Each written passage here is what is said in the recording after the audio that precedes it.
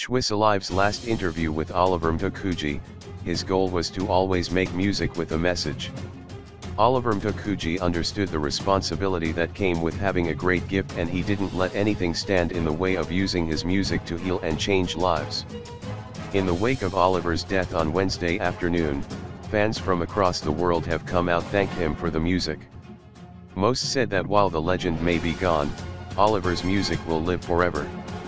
The 66-year-old jazz musician was determined to ensure that his music would live to tell the story of his country and people, but above all he hoped it would lead people to introspect. Particularly with his latest album, Oliver opened up about how he hoped the world would go back to the basics, so that they realize that God made enough space under the sun for everyone.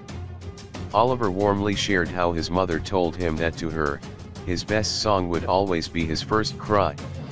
He said from that moment his ultimate hope has always been to make music that conveyed a powerful message, similar to what his cry as a baby meant to his mom. A message of hope. Read the full interview below. Oliver Mtukudzi already had 66 albums under his belt before the release of his 67th offering that is packed with life lessons and an Oliver sound. At the time, the musician told Chwisalive that the most significant thing about his upcoming album, Hanya Concern, was the message. My 67th album is meant to share a message of introspecting, and I'm hoping people learn a thing or two from it. It's an album I wrote last year after I realized that the world keeps getting tangled up in unnecessary problems.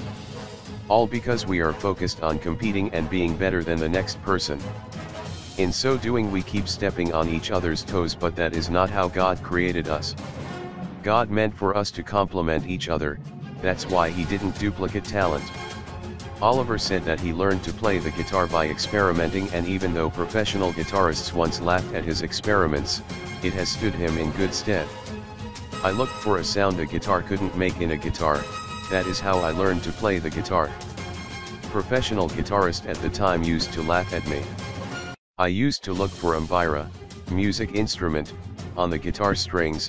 I've always been experimental. But it was a blessing in disguise because I went on to pioneer a sound that was later labeled Tuka music.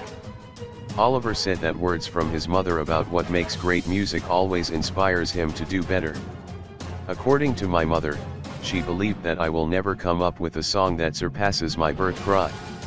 From that, I've been making music to compare to that first cry, because it probably was more than how my cry sounded. It must have been more what my birth cry meant to my mother.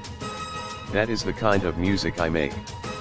Oliver added that his music always carries the theme of self-discipline, a life principle he lives his life by. Culturally, you don't get to sing a song when you have nothing to say. That's how it is supposed to be. You lose the purpose of a song if it says nothing. You must have something to share with the people who are listening. A song is what you are talking about. Adding instrumentation is adding flavor. Yeah.